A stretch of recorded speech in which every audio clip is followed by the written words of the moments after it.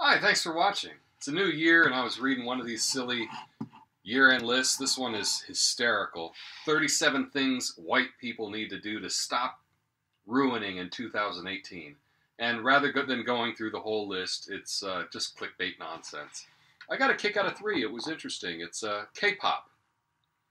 Introducing EXP Edition, the first K-pop group to be made up entirely of non-Koreans. CNN did an article about this last summer. Now, K-pop is short for Korean pop, but it's not just Korean pop music. There's many elements to it that make it up. It's usually a girl group, like Spice Girls, or a boy band, like Backstreet Boys, of very attractive young people, all dressed very fashionably and in fun colors, singing and rapping and dancing. Usually they'll have choreographed dance routines. Not necessarily in the music video, but in Korea they have lots of live performance TVs, lots of variety shows that these groups will go on and perform. And so it's very important that they have their dance and their look and the whole thing. These stars in Korea, they call them idols. So they're K-pop idols. And the question is, can one be a foreigner and be a K-pop idol? Now, foreigner, what I mean by this is non-Asian. There are plenty of Asians that have made it in K-pop. There are several big K-pop groups with Chinese members, other members from all over Asia. Some are actually even Asian Americans are in some big K-pop groups. So that's worked so far. But the question is, could a non-Asian make it as a K-pop idol? Well, I don't see why not. But one of the big hurdles that I see is the way the system is in Korea is they sign these kids, usually really young, and they put them through years of intense training where it's their school and they learn Chinese and Japanese and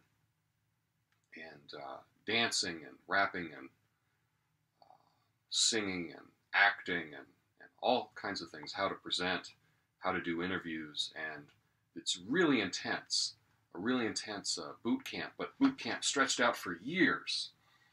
And I think that's one of the things that fans really appreciate about their idols is they think that they've earned it.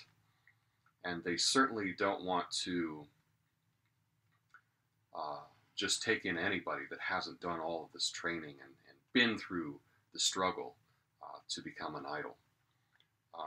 And that may have been part of the backlash for this EXP edition, this all-American K-pop group.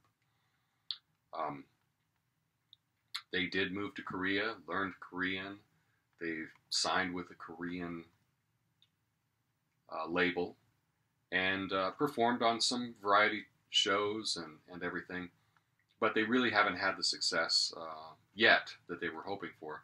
But they really shouldn't make a big deal about this, any backlash. Their video has less than 1 million views, and it's been like 9 months. And so, no one is really seeing them. It's nothing for the K-pop fans to worry about yet.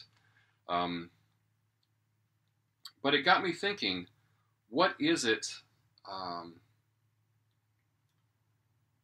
It got me thinking, are there any Asian Americans that are top 40 stars here in the U.S.? And I really can't think of many at all.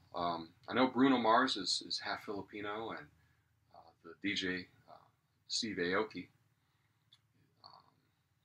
But outside of that, I really can't think of many Asian Americans that have made it in top 40 or that are household names. And there's really no reason for that. So perhaps it'll take longer than I think for a foreigner to make it in K-pop, because Asians have been in the U.S. for a long, long time and have not become big pop stars yet. So we'll see. We'll see what happens. Maybe in 2018, maybe this year, something will happen. I was also thinking back to rap music, and in the beginning, in the 80s, rappers outside of the East Coast, outside of New York City, were not really accepted. There were West Coast rappers that people on the East Coast just didn't even listen to. Ice-T, Too Short, King T, I'm thinking about. And, it wasn't until NWA busted out that we really saw an emergence of West Coast rappers.